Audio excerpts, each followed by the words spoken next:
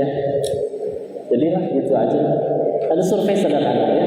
Yuk jawab sama-sama. 1, apa kita punya keinginan? 2, apa Allah punya keinginan? Punya. Allah ingin kita selamat dan bahagia. 3, dari lahir sampai detik ini, jujur, lebih banyak mengejar yang Allah suka atau yang kita suka? Terus sejauh ini banyak mengejar yang kita suka, bahkan sebagiannya terkabul, kok masih sering kecewa? Harus berapa kali patah hati dan kecewa lagi baru kita sadar ternyata bahagia itu adanya pada yang Allah suka, bukan yang kita suka. Kita sih bahagianya so tahu, saya baru bahagia nanti kalau diterima kerja di situ.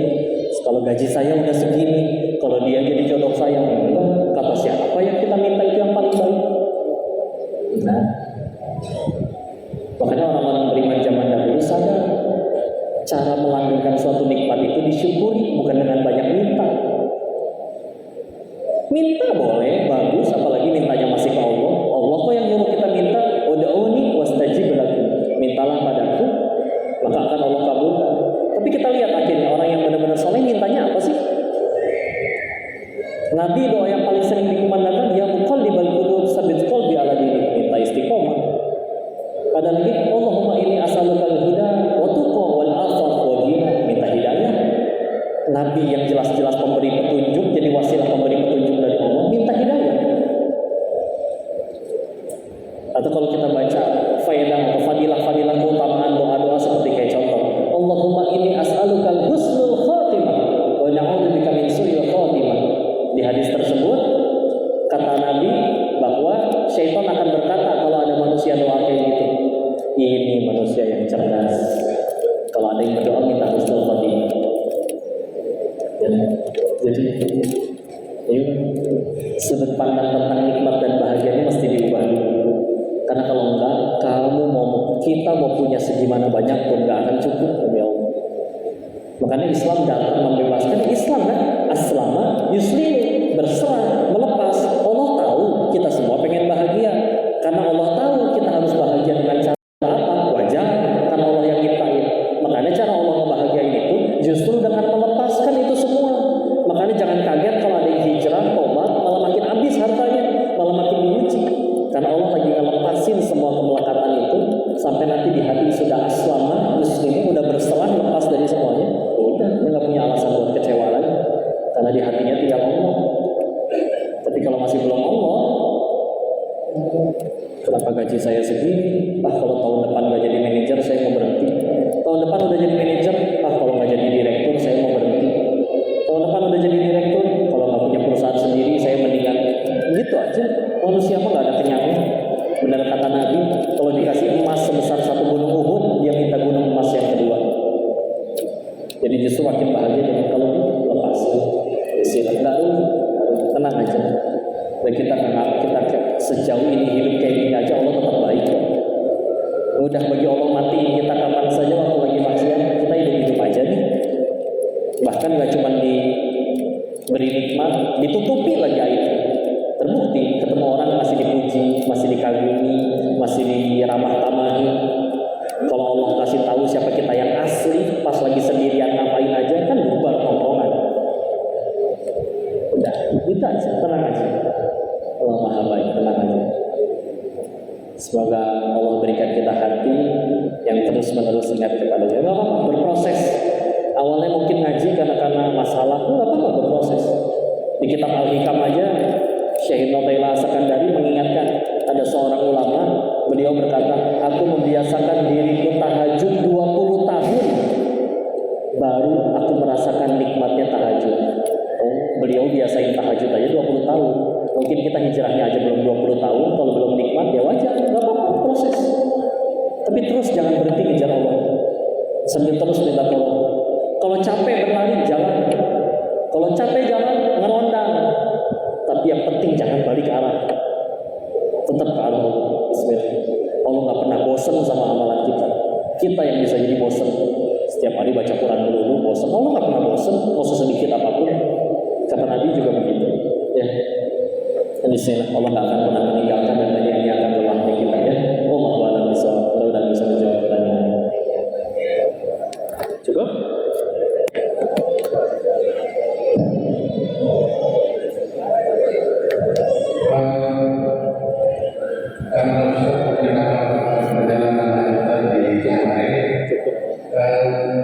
boleh ditambah satu dulu untuk tidak menjawab Ya. satu lagi ada yang Oke ya, baru sini di sini dulu. yang itu paling tiga. Nggak pakai mic ini jadi mungkin nggak kedengeran jelas ya bagaimana ya. Amin, amin, amin. Waalaikumsalam warahmatullahi wabarakatuh. Izin Pak Ustadz Potensi, kami selama mendengar sahabat Pak Ustadz menerima telepon dari suami salam ke Pak Ustadz. Masya Allah. Yang Waalaikumsalam warahmatullahi wabarakatuh. satu pertanyaan dari kami, apakah anak-anak yang baik itu merupakan ciri dari taubat kita diterima, ataukah itu menjadi ujian? Terima kasih. Baik, silakan. Apakah anak-anak yang baik itu merupakan ciri tobat kita diterima atau justru menjadi ujian? Baik, silakan ya. Satu hal yang paling tahu tentang itu mah Allah ya.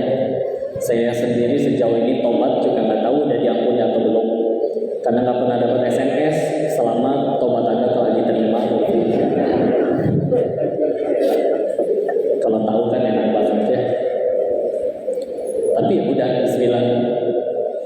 Yang mesti kita pikirin selagi masih hidup adalah apapun yang terjadi dalam hidup kita, gimana caranya setiap kejadian itu bikin kita tambah dekat sama Allah. Kalaupun anak kita udah baik kan, bismillah. Emang Allahnya aja kali yang tolong. Atau mungkin ini doa dari neneknya. Atau mungkin kita pernah jahat ke orang, tapi orangnya malah ngedoain yang baik karena dia soleh banget. Dia malah doain yang baik-baik buat kita. Ya Allah, dia habis itu zolimin saya, tolong jadikan anaknya soleh-soleh. Kan banyak orang soleh di luar sana. Mungkin itu doa beliau yang terkabul. Tugas kita mah satu, selagi masih hidup, gimana caranya tambah dekat sama Allah. Tapi kalau pertanyaannya apa, tobat kita sudah diampuni atau belum? Yang saya tahu cirinya beda lagi. Ya, salah satunya adalah taubat yang sudah diterima oleh Allah itu, wallahu alam, tapi ini haknya tetap di tangan Allah. Ini mah kata guru saya adalah kita jadi benci sama perbuatan maksiat kita dulu. Bahkan ada yang sampai kayak gini, jangankan ngulang lagi maksiat, lewat tempat dulu kita pernah maksiat aja nggak mau,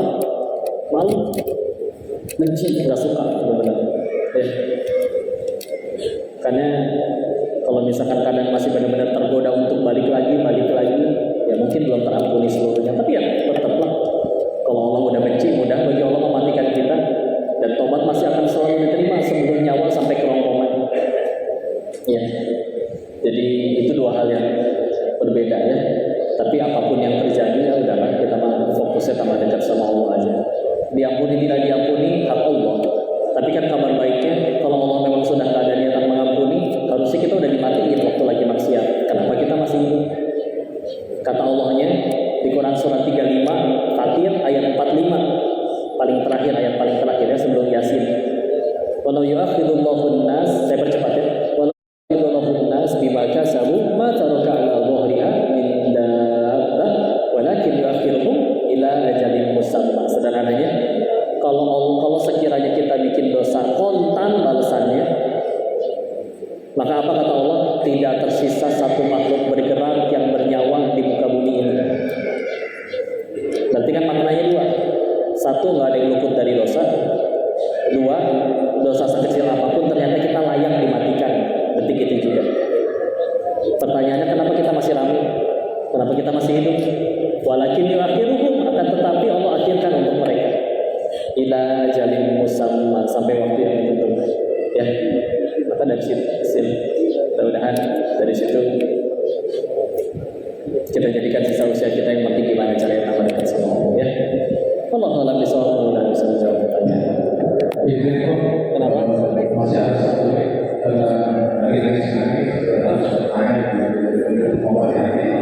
Ya apa? Silakan.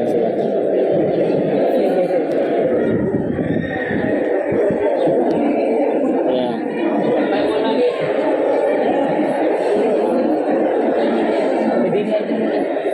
Maaf ya, nggak pakai mic jadi suaranya mantul-mantul ya.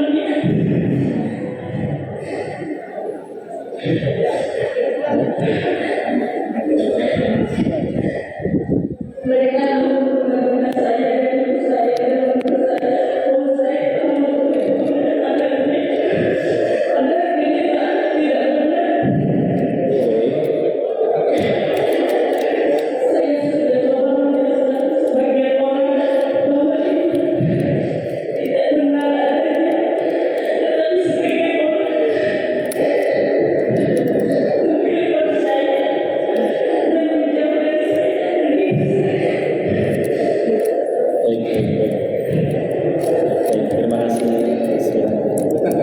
Nangkap.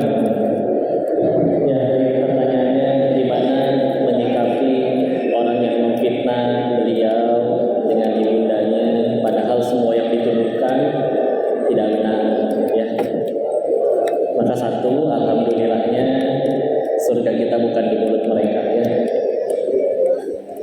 kita meninggal nggak ditanya omongan orang, kita meninggal nggak ditanya kelakuan orang.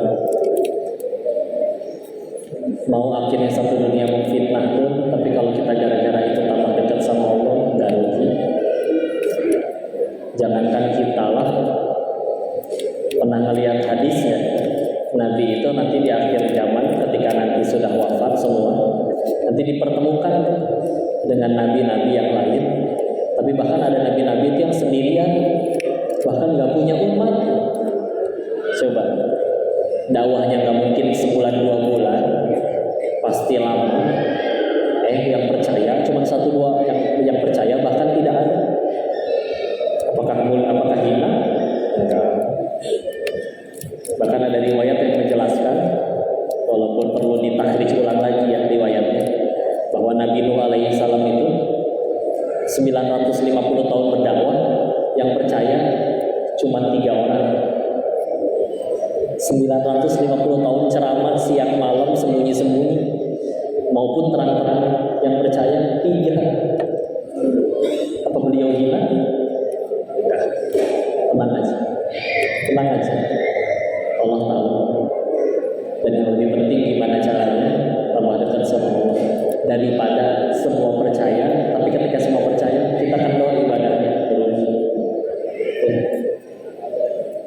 Insya Allah nasibnya yang bertanya lebih baik daripada punten pesohor-pesohor di negeri ini, mungkin follower jutaan dianggap baik, padahal setiap hari ngelakuin maksiat yang orang lain nggak tahu, Allah tutupin aja.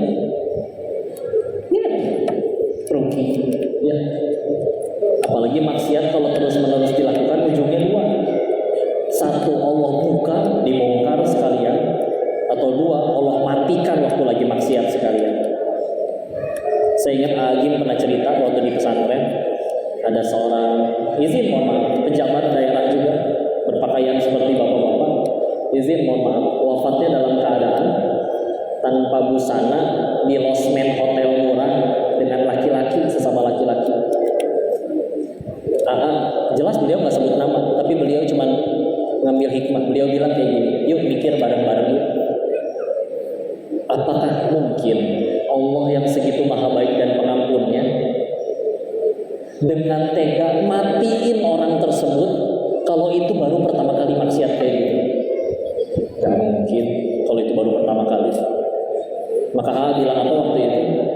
Ini bisa jadi sampai kayak gitu meninggalnya karena udah terlampau sering diulang Allah matikan dalam keadaan hina. Gak tobat-tobat soalnya. Ini ngelakuin enggak, tahu-tahu di sini baru. Alhamdulillah surga kita bukan di mulut orang. Dan mungkin jangan untuk supaya di hati benar-benar murni hanya Allah. Izin ya, saya juga pernah hidup kayak gitu. Beli handphone supaya dia terima di masyarakat, pakai pakaian mahal bagus supaya diterima masyarakat, bergaya ngelebihin kemampuan finansial sendiri demi diterima di lingkungan. Udahannya gimana caranya dicintai sama semua makhluk, gimana? Akhirnya ujungnya apa? Kecewa karena ngarepnya makhluk. Dan waktu itu saya nanya, kenapa kecewa? Guru dengan tegas ingetin, ya di hatimu masih makhluk, belum Allah, makanya kecewa. Anggaplah sekarang satu dunia nyaci kita, Dennis, monyong kamu, apa mulut saya langsung mancung? Udah, gini aja. Mau mereka mencaci sampai jeding itu bibirnya, enggak akan mengubah. Ya. Kalau bentuknya kritik yang nasihat yang membangun, silakan diterima. Tapi omongan orang udah, ya.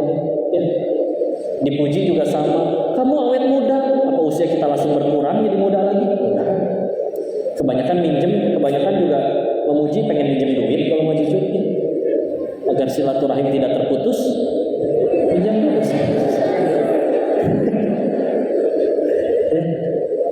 Agar silaturahim tetap tertata, pinjam dulu 1 juta.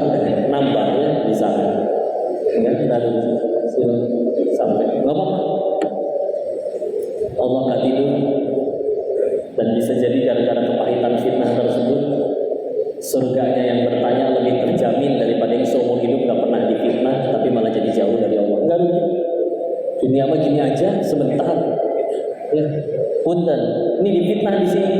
Pindah kalau perlu misalkan ke Bogor, ganti nomor HP, hidup jalanin kehidupan yang baru, mulai dari nol, nggak ada yang kenal di sana. Ya. Misal kalau sampai harus kayak gitu, tapi ya sekali lagi, ya bismillah. Jelas-jelas Rasulullah aja pernah cerita ada nabi yang nggak punya umat, dakwah berapa lama nggak ada umat, dicaci, dianggap gila, difitnah, dibunuh, bahkan ada nabi yang digergaji mati dibelah dua oleh umatnya sendiri, ada. Nggak sebanding pahitnya kita zaman ini. Bismillah. Dan kalau Allah sudah menimpakan kepada kita, karena Allah tahu itu Allah kita kuat, ya. Kalau Allah tahu kita nggak kuat, nggak akan dikasih yang itu ujian. Bismillah. Apa? Semoga Allah memberikan jalan keluar, ya. Bismillahirrahmanirrahim. Baik, saya kembalikan dulu ke MC, segitu dulu mungkin. Mohon maaf jika ada. Kenapa, Sir? Oh, silakan Pak Waka.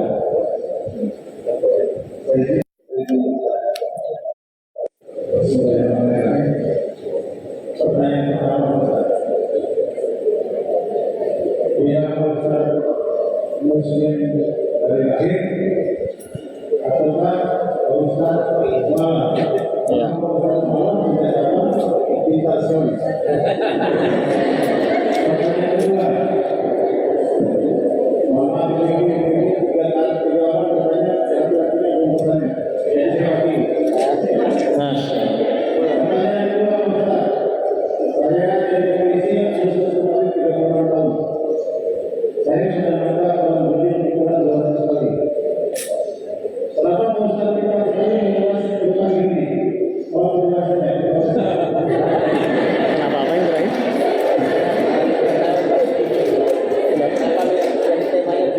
Oh, karena ada surat. Baik, bismillah. Terima kasih Pak Wakapolres. Semoga Allah selalu menjaga, merahmati Bapak dan keluarga, ya. Insyaallah. Saya yang mualaf ternyata ayah saya, ya. Beliau muda dulunya dan yang masih lahir di Cina itu kakek nenek ke atas tahun 1900-an awal. Cina dijajah oleh Jepang, jadi mereka larinya ke selatan karena Jepang itu ada di utaranya Cina.